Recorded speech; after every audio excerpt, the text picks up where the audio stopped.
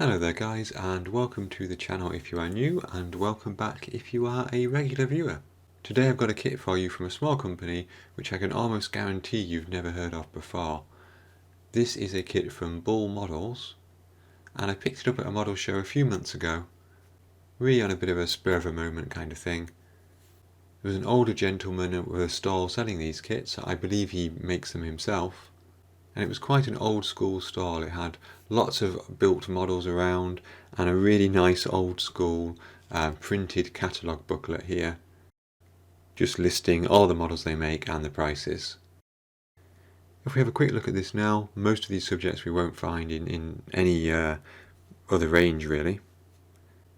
So things like the Humber Snipe Heavy Utility with a driver, Leyland Lynx 3-ton truck. Over the page, quite a large range of figures, and I'll show you the figures that come with this kit shortly. We've got some Soviet artillery, we've got an 18/25 pounder gun, we've got various trailers, lots of transfers for various units and various wars, and then some decals at the back. So yes, a really interesting range of subjects I thought there, and I actually bought two models from him. I'm not going to show you the other one today, but I will have it in an upcoming video. But this one of course is the standard Beaverette Mk I/II, which comes with a 3-man crew. For those who are not familiar, the Beaverette was a British improvised armoured car used in the early part of World War II, at a time when the fears of a German invasion of Britain were at their highest. And of course, being perennially short of equipment and having lost so much at Dunkirk, the Brits really didn't have a lot for home defence. So they ended up taking a standard commercial car chassis, giving it some simple armour, which was an 11mm steel plate backed by 3-inch oak planks, fitting it with a forward-facing slot for a Bren light machine gun, and calling it a day. There were 3 different versions in total of the Beaverette. Mark I and Mark II are very similar. Mark II has some extra armour at the back of the fighting compartment, and the radiator has been moved to a horizontal grille rather than a vertical grille. And those are the 2 versions that you can make with this kit. Mark III, as you can see here, is quite different and quite distinct, as it features a top turret. In some images these are clearly made from metal, while in other cases these appear to be ex-aircraft turrets, and in fact I believe the Boulton Paul Defiant turrets were used in some cases.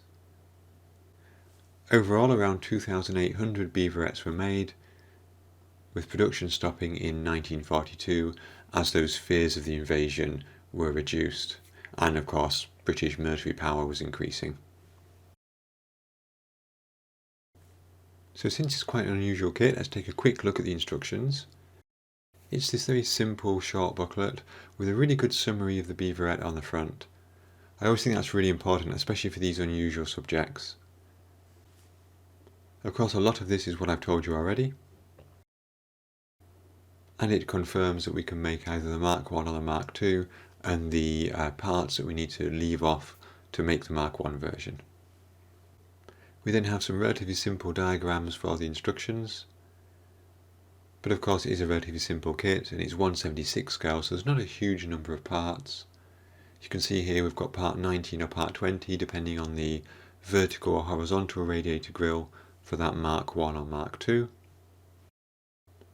And then we move on to some interior detail with a few sort of boxes and so on there in the fighting compartment. Now I'm not super experienced with resin kits, so this was a really good sort of entry-level kit I think for me. It does seem to be quite high quality resin. I had some Millicast resin kits that I bought a while ago. I did a video on them, and if you remember that video, the standard of the resin there was absolutely awful, and I was not pleased with those at all, and they remain at the bottom of a cupboard somewhere. But this looks really good. I did have to use the instructions quite a bit just to work out which parts of the part were the resin pouring blocks and which were the actual parts themselves. So here, for example, that could be cut off the front there. And that was easy enough to do with a standard hobby knife. I try to cut things rather than sanding them if I can here, because sanding creates dust and resin dust is not fun. The actual body of the vehicle is relatively simple. We've got the single forward part, and then, and it's a great fit, this rear part simply slides into place. Again, there's a pouring block there, I think that's what they're called, pouring blocks, at the back of that, and I may have cut off a little bit too much, as we'll see later. For some reason I looked at the diagram and thought, the V shape there is part of the piece, and then I simply cut it off like a fool. We have a small axle for our wheels. Now I did find that this axle, and I did make sure I had the right piece, I'm sure, was a bit too short to actually get the wheels into position, as you can see here. So all I did for that was I threw the axle away and I used a length of brass rod. And that will work just as well.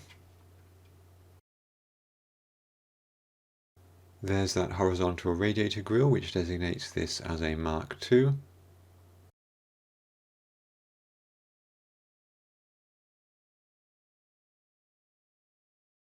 And here's a quick look at the figures. We get 3 figures in this kit, 1 standing and 2 seated.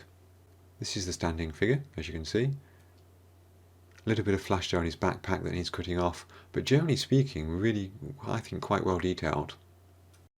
And here are 2 seated figures. A couple of bubbles there will need filling, but nothing serious. And the arms are added separately. Now, to make life a bit easier, and especially given the enclosed nature of the fighting compartment, what I decided to do was to glue the figures to the seats and keep the seats separate from the vehicle during the painting process.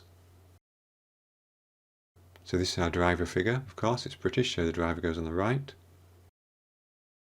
And there's that back armour which encloses that fighting compartment and again marks this as a Mark II rather than a Mark I. You can even see there's sort of some wood grain effects there, and we can actually carve down the middle of that and fold it over to allow that back to drop down if we wanted to. We even get some stowage here, so we've got one of the what they call flimsies, petrol cans, and a few of the bits and pieces, backpacks and so on. Now we are supplied with some very thin pieces to make a rack for stowage that go on the back. They are described in the text at the front as optional, and to be honest with you, I couldn't cut them off the resin pouring blocks without breaking them. I did consider replacing them with some brass rod, but I didn't have any rod thin enough to make it look decent.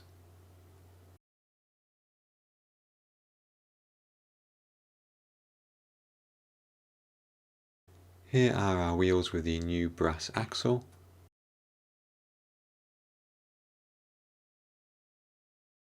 And the rear wheels just go plonked on the back there, guided by that moulded in rear axle.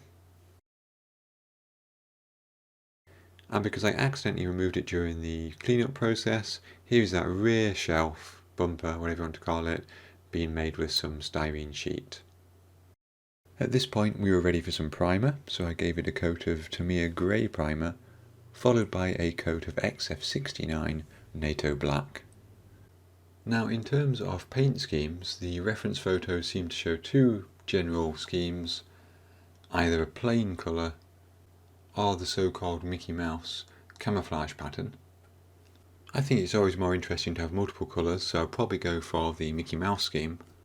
I believe at the time the Beaverette was being built and used that this would probably be SCC2 brown with SCC1A dark brown over the top. And if the SCC1A dark brown was not available, then black SCC14 is the alternative colour. I don't think at the time they were being made they'd still be using the old khaki green G3 with dark green number 4. I think that had been phased out by then.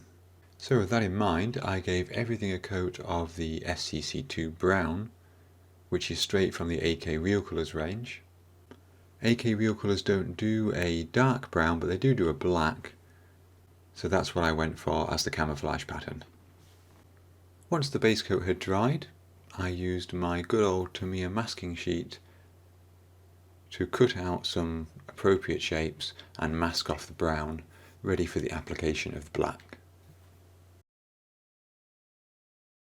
Once that SCC14 blue-black was applied, I could remove the masking tape, and you can see I've based my camouflage scheme on some of the reference photos rather than going for the more sort of circular Mickey Mouse ear style patterns.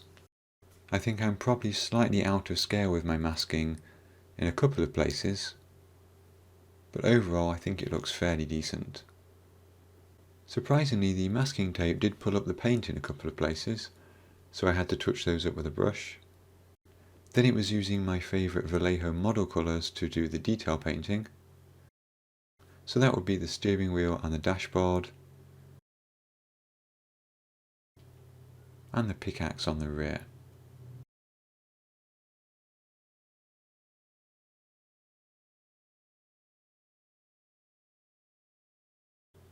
As is common for resin kits like this, we don't have any decals.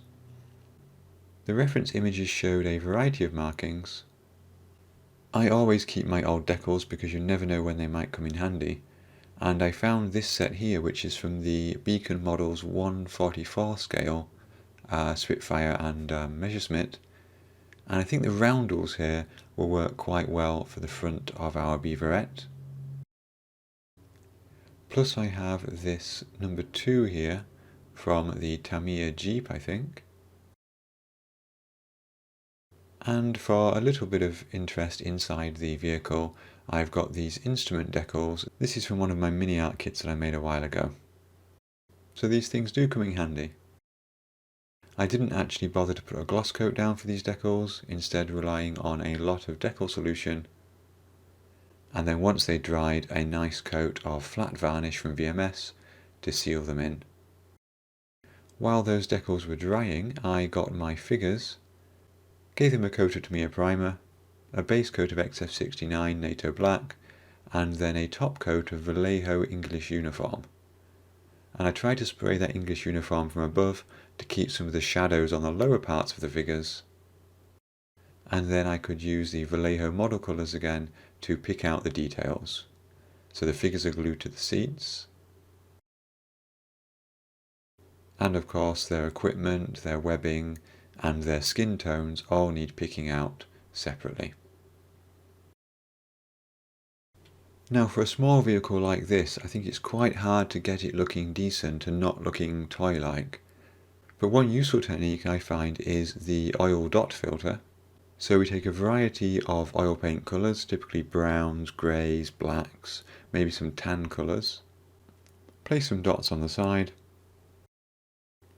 and then use a brush lightly dampened in odourless thinner and drag them in a downwards motion.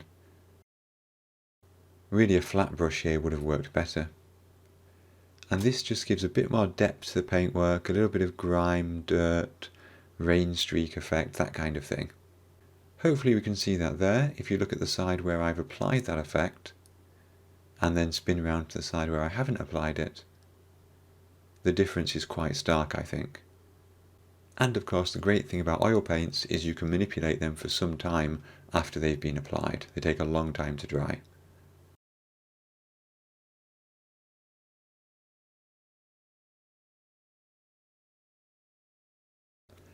I went a bit heavier on the inside with some sepia oil paint to try to darken up that interior. And to be honest, once that was done, it was really just a case of putting everything together. You'll notice here I didn't include the third figure, mainly because his standing pose didn't really seem to fit what I wanted, and I've got something else I can use him with as well, so he won't be wasted. And then my Beaverette Mk II was ready to go to my airfield with my Bomber Command aircraft.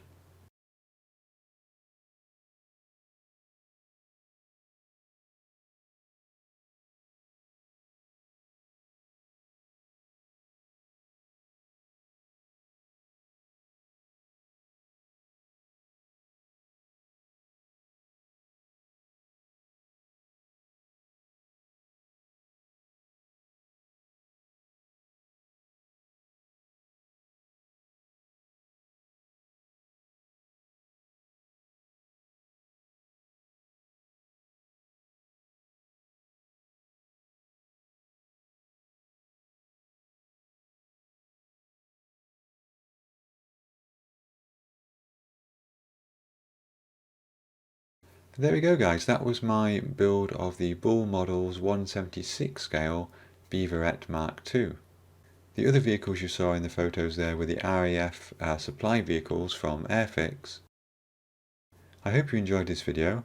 It was a fun little build for me, and it was interesting how the build itself was quite quick, and the painting and the weathering probably took an equal amount of time. I do enjoy these unusual subjects, and I think once I've built the other kit that I have from Bull Models, I would definitely consider buying another one from them. There are quite a few subjects in that catalogue that I'd be interested in building. Anyway, I'd like to say thank you to all of you for watching and for your ongoing support, and a special thanks to my Patreon members and YouTube supporters. Their names are on screen now, and if you would like to join either YouTube or Patreon as a member, then there are details in the description below. My next model is likely to be an armour model, but I'm also aware that I said that in a recent video and then it wasn't. So hit that subscribe button to be notified of my next video. Thank you again for watching, and until next time, have fun modelling.